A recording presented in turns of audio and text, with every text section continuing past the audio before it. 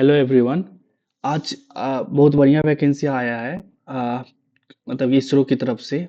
और इसरो की तरफ से एसएससी की तरफ एडवर्टीजमेंट नंबर ये है जो ये आया हुआ है वैकेंसी। ठीक है, 23 को ये वैकेंसी आया हुआ है। राइट। अब क्या करना है इसमें? मैं जल्दी जल्दी देख लेता हूँ क्या इसका क्राइटेरिया है, क्या एलिजिबिलिटी क्राइटेरिया है, कितना, क्या एज लिमिट है, क्या पे स्केल है, क्या सैलरी है, और क्या मतलब कि एग्जाम में किस टाइप का क्वेश्चंस आने वाला है। ठीक है, मैं देख लेता हूँ फी वगैरह क्या है। मैं स्टार्ट करता हूँ और क्या होता है मैं अच्छे से एक्सप्लेन करने की कोशिश करता हूँ। राइट। अब क्या है ना, इसमें एक आरएएफ के लिए है। ठीक है, अब देख सकते हैं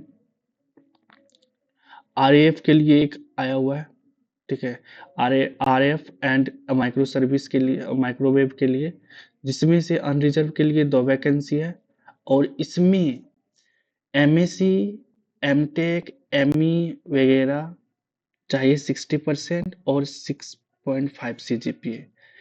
इसमें से प्री रिक्विजिट ये होना ही चाहिए। राइट। और ये प्री रिक्विजिट ये है। ठीक है, ये तो होगा ही होगा, साथ में एसेंशियल क्वालिफिकेशन भी ये होना चाहिए। ठीक है, ये कंपलसरी है, ये प्री रिक्विजिट है। ठीक है, इसमें क्या है, 50% बी बीटेक में भी अगर है तो, सॉरी, 65% बी बीटेक में भी है तो ठीक है। और सीजीपीए इसमें थोड़ा वेरी है, इसमें 6.8 4 सीजीपीए होना चाहिए आउट ऑफ 10 में, 10 10 पॉइंट स्केल में, मतलब टोटल 10 सीजीपीए में। और बीएससी भी एलिजिबल है, अब देख सकते हैं बीएससी भी एलिजिबल है। ठीक है, ये है जो पीएचडी फील्ड में और इसके रिलेटेड फील्ड में आरएफ और माइक्रोवेव इंजीनियरिंग में इंटरेस्टेड है उसके लिए ही। ठीक है, अब दूसरी बात ये है कि इसमें दूसरी वैकेंसी आया है communication satellite communication digital communication. ठीक है, इसमें पीएचडी रिलेटेड फील्ड इलेक्ट्रॉनिक्स होना चाहिए, वायरलेस होना चाहिए, पीएचडी रिलेटेड फील्ड सैटेलाइट होना चाहिए। ठीक है, इसमें से ये सेम ही है, एमई एमटेक और एमएससी इंजीनियरिंग में ये 60% और 6.5 सीजीपीए का होना ही चाहिए। ठीक है, अब बी बीटेक, ठीक है, बी बीटेक में 65% होगा या एक 6.84 सीजीपीए होना चाहिए आउट ऑफ 10 पे स्केल, 10 पॉइंट स्केल। और बीएससी इंजीनियरिंग में भी 60% और 6.5 सीजीपीए होना चाहिए। ठीक है, दूसरी बात इसमें एग्रीकल्चर, एग्रीकल्चर फिजिक्स और एग्रीकल्चर मेट्रोलॉजी में भी यही होना चाहिए। मेट्रोलॉजी में इसमें एक वैकेंसी है। ठीक है, अनरिजर्व के लिए। इसमें पीएचडी इन एग्रीकल्चर में जो इंटरेस्टेड है, और फिजिक्स में, एग्रीकल्चर फिजिक्स में उसके लिए है, एग्रीकल्चर मेट्रोलॉजी में उसके लिए है। इसमें भी बी बीटेक में सेम क्राइटेरिया है और बीएससी इंजीनियरिंग अलाउ है। इसका पे स्केल कितना है देख लेता हूँ। लेवल 11 का पे स्केल है, बहुत ही बढ़िया है। 67,000 से लेके 2 लाख, बहुत ही गुड अमाउंट है इसका पे स्केल। ठीक है, ये इसके लिए है। इसमें बहुत सारा कम वैकेंसी है। ठीक है, जो पीएचडी के लिए बच्चे हैं, जो अभी पीएचडी कंप्लीट और जो करने वाले हैं, जो अपियरिंग में वो डाल डाल सकते हैं इसमें। ठीक है, अभी एमई एमटेक में देखते हैं क्या उसमें क्राइटेरिया। इसका लास्ट डेट हम बता देते हैं कब तक है, 12 फरवरी तक लास्ट डेट है। ठीक है, कहाँ पर अप्लाई करना है, इसरो के साइट में जाकर अप्लाई करना है www.isro.gov.in में। ठीक है, ये इसका जो एप्लीकेशन, हाँ इसमें एक चीज़ है, इसका एप्लीकेशन फीस 0 है। कुछ एप्लीकेशन फीस नहीं है। ये कुछ एप्लीकेशन फी नहीं है, आप जाके फॉर्म भर सकते हैं, आप ट्राई भी कर सकते हैं, आप फॉर्म फिल कर सकते हैं। ठीक है, दूसरी बात इसका जो आ, इसका जो बेस्ड ऑन इसरो एप्लीकेशन, ये डायरेक्ट ये इसरो इसका जो सिलेक्शन प्रोसेस होगा, एक इसरो के पोर्टल में ये शो कर दिया जाएगा। इसका मिनिमम रिक्वायरमेंट जो होता है क्वालिफिकेशन के बेसिस पर ये आपका सेलेक्ट किया जाएगा। ठीक है, एंड फिर ये सिलेक्शन और इंटरव्यू के लिए ये आपको do not automatically make candidate is eligible for interview, ये इंटरव्यू के लिए आपको कॉल आ जाएगा डायरेक्ट। इंटरव्यू के लिए कॉल आ जाएगा। ठीक है, अब जो एमटेक कर चुके हैं उसके लिए और जो एमटेक अपियरिंग में है उसके लिए वैकेंसी है। ई इंजीनियरिंग और साइंटिस्ट पोस्ट के लिए ये वैकेंसी। इसका सारा ये जो इसका लोकेशन होने वाला है अहमदाबाद होने वाला है। ठीक है, पहले ही मेंशन कर दिया हुआ है, इसका जो लोकेशन होगा ये अहमदाबाद होगा। ठीक है, आप देख सकते हैं इसका जो लोकेशन कहाँ होगा, ये अहमदाबाद होगा। आप देख सकते हैं इसका जो स्थान होगा अहमदाबाद होगा। ठीक है, आप देख सकते हैं। ठीक, और दूसरी बात, इसमें एक चीज और मैं बता दूं, इसमें इलेक्ट्रॉनिक्स के लिए तीन वैकेंसी है इलेक्ट्रॉनिक्स के लिए। इलेक्ट्रॉनिक्स के लिए बीटेक के लिए सेम ही है। ठीक है, बीटेक के लिए एलिजिबिलिटी क्राइटेरिया सेम ही है। BTech in electronics and electronics communication, electronics and electrical engineer, ठीक है, एंड इंस्ट्रूमेंट, ये तीनों के लिए बीटेक में सेम ही है। Electronics and communication, electronics and communication, ये तीनों के लिए बीटेक सेम है। बट एमटेक डिफरेंट है। एमटेक में होना चाहिए RF engineering. MTech specialisation in RF engineering, microwave, radar engineering, electronics and electronics communication. ठीक है, जबकि इसमें जो है ये VSSC के लिए है, जो बीटेक इन माइक्रो इलेक्ट्रॉनिक्स इन VLC design, embedded system, integrated circuit, उसके लिए है। ठीक है, और ये इलेक्ट्रॉनिक्स एंड कम्युनिकेशन के लिए जो एमई एमटेक में वायरलेस है, कम्युनिकेशन है, सैटेलाइट कम्युनिकेशन होगा, उसके लिए है। ठीक है, और बीटेक में सेम एलिजिबिलिटी क्राइटेरिया है। ठीक है, इलेक्ट्रॉनिक्स एंड कम्युनिकेशन होना चाहिए, इलेक्ट्रॉनिक्स एंड इलेक्ट्रॉनिक्स होना चाहिए, इलेक्ट्रॉनिक्स एंड इलेक्ट्रिकल इंजीनियर होना चाहिए। राइट, अब मैं कंप्यूटर साइंस के लिए देखो, जो कंप्यूटर साइंस में 7 वैकेंसी है। जो बीटेक में इसका प्रीरिक्विजिट क्या है, बीटेक में कंप्यूटर साइंस कर चुके हुए, इंफॉर्मेशन टेक्नोलॉजी कर चुके हुए, और communication technology and electronics and computer engineering और इसकी इक्विवेलेंट जो कर चुके हैं उसके लिए है। इसका सीजीपी कितना होना चाहिए, 6.84, और परसेंटेज 65%। और एमई एमटेक में जो ये ML AI cyber security, computer science, information technology, ये जो कर चुके हैं उसके लिए इसका सीजीपी क्या होना चाहिए, 6.5। ठीक है, इसमें पावर इलेक्ट्रॉनिक्स में 4 वैकेंसी है। पावर इलेक्ट्रॉनिक्स में इसमें एमई इमटेक में होना चाहिए पावर इलेक्ट्रॉनिक्स और industrial drive and electronic and communication engineering, उसके लिए ये है।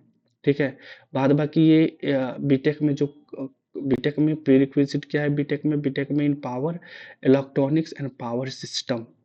ठीक है, जो इसी जो प्रीरिक्विजिट है मैच करता है उसके लिए है ये। ठीक है, और अप्लाइड ऑप्टिक्स के लिए एक पोस्ट है, ऑप्टिकल इंजीनियरिंग ऑप्टिक्स, इसके लिए एक पोस्ट है, जिसमें एमटेक में वो कर चुके हैं अप्लाइड ऑप्टिक्स ऑप्टिकल इंजीनियर, उसके लिए एक वैकेंसी। और बीटेक में ऑप्टिक्स वगैरह कर चुके हैं, एकदम सेम रिलेटेड होना चाहिए। ठीक है, ये सिविल के लिए सिविल इंजीनियर, एग्रीकल्चर इंजीनियर के लिए एक पोस्ट है, जो बीटेक से सिविल कर चुके हैं, एग्रीकल्चर इंजीनियर कर चुके हैं और उसकी इक्विवेलेंट, वो भी एमटेक में सेम चीज होना चाहिए, civil engineer, agriculture engineer, hydrology with specialisation in water resources engineering, और soil and land and water engineering और सरफेस, उसके लिए ये। ठीक है, ठीक, अब मैं देख लेता हूँ जो मैथमेटिक्स में कर चुके हैं एमएससी, नॉट एमटेक, जो स्टैटिक्स और मैथमेटिक्स अप्लाइड मैथमेटिक्स के लिए वैकेंसी एक है। जो बीएससी में स्टैटिक्स और मैथमेटिक्स लिए हुए सब्जेक्ट और एमएससी में सेम चीज वो रिपीट कर रहे हैं, रिपीट है। ठीक है, उसके लिए वैकेंसी है। फिजिकल ओशियनोग्राफी, उसके लिए एक ही है। ठीक है, इसमें बीटेक होना, बीएससी होना चाहिए, प्रीरिक्विजिट फिजिक्स और मैथमेटिक्स और केमिस्ट्री, और एमएससी भी physics mathematics and physical oceanography, ocean science, उसके लिए है। ठीक है। बायोलॉजी, मरीन बायोलॉजी और मरीन साइंस में इसके लिए एक वैकेंसी है अनरिजर्व के लिए। बीएससी होना चाहिए किसके, बीएससी होना चाहिए, कोई भी डिग्री से बीएससी होना चाहिए, और एमएससी मरीन बायोलॉजी में होना चाहिए, और अ, और ये ओशियनग्राफी में होना चाहिए। ठीक है। फिशर्स के लिए भी है, ठीक है, एमएससी उसके लिए भी है, और इसके रिलेटेड फील्ड के लिए इक्विवेलेंट। तीसरी में एटमॉस्फेरिक साइंस एंड ओशियनोग्राफी के लिए, इसमें बीएससी इन फिजिक्स मैथमेटिक्स होना चाहिए, और एमएससी में फिजिक्स और एटमॉस्फेरिक साइंस, मेट्रोलॉजी, ठीक है, ये सब चीज होना चाहिए, और उसके रिलेटेड और इक्विवेलेंट फील्ड। ठीक है। इसका पे स्केल कितना होना चाहिए, जो 4 से 16 तक है जो एमटेक के लिए, इसका पे स्केल होना चाहिए लेवल 10 का है। ठीक है। और पीएचडी का लेवल 11 का था। इसका पे स्केल लेवल 10 का है, ये भी अच्छा खासा डिसेंट अमाउंट है। इसकी एज लिमिट 30 इयर्स होना चाहिए, और पीएचडी वाले को एज लिमिट होना चाहिए 35 इयर्स। पीएचडी वाले का एज लिमिट कितना होना चाहिए, 35 इयर्स। आप देख सकते हैं 35 इयर्स जो पीएचडी वाले हैं। ठीक है। और एमई एमटेक वाले का जो एज लिमिट होगा, ये कितना होगा, 30 इयर्स। ठीक है। इसका एप्लीकेशन फीस कितना है, इसका एप्लीकेशन फीस जो पीएचडी वाले के लिए है, इसका एप्लीकेशन फीस देख लेते हैं। इसका एप्लीकेशन फीस 750 है, जो एग्ज़ाम देने के बाद रिफंडेबल हो जाएगा। जो एग्ज़ाम देने के बाद इसका जो फीस है वो रिफंडेबल होगा, देख सकते हैं, रिफंड कर दिया जाएगा 500 के अराउंड, या वो रिफंडेबल फीस अलाउ है। ठीक है। एग्ज़ाम देने के बाद फिर क्या हम देखते हैं, इसका हम एक चीज़ और देख लेते हैं, इसका सिलेक्शन प्रोसेस क्या है। इसका रिटेन एग्जाम होगा एमई एमटेक के लिए, जबकि पीएचडी वालों के लिए कोई एग्जाम नहीं होगा। ठीक है। एससी साइंटिस्ट और इंजीनियर के लिए एक रिटेन टेस्ट होगा, फिर हो गया पर्सनल इंटरव्यू होगा। ठीक है। रिटेन जो एमएससी और जो एमएससी जो बेस्ट रिक्रूटमेंट है, उसके लिए 80 मार्क्स का होगा और 90 मिनट होगा। ठीक है। बीएससी एमएससी बेस्ट रिक्रूटमेंट के लिए, और एमई एमटेक बेस्ट रिक्रूटमेंट के लिए इसका 75 मिनट होगा, और कितने मार्क्स का होगा, 60 मार्क्स का होगा। और जो पार्ट ए है ये, ठीक है, पार्ट बी क्या होगा, पार्ट बी 30 मिनट का होगा, 20 मार्क्स का, 30 मिनट 20 मार्क्स। ठीक है। राइट। और पार्ट सी जो अभी जो एप्लीकेबल नहीं है, बाद में अगर ऐसा होगा तो डिसाइड किया जाएगा। ठीक है। टोटल एमएससी के लिए कितना होगा, 50 मार्क्स होगा इंटरव्यू के लिए, और 50 मार्क्स होगा रिटन टेस्ट। ठीक है। और उसके लिए भी क्वालिफाइंग मार्क्स कितना होना चाहिए, 60%, एग्रीगेट 60%। राइट। बस इसका लास्ट डेट आप देख सकते हैं कब तक है, इसका लास्ट डेट 12 फरवरी तक है। आप जल्दी से जल्दी फॉर्म फिल कर सकते हैं।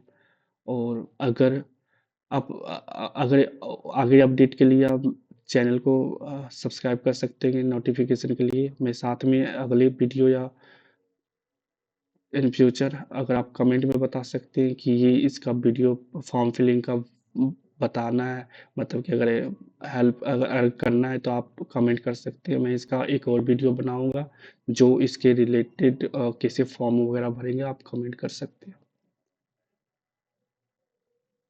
Thank you so much.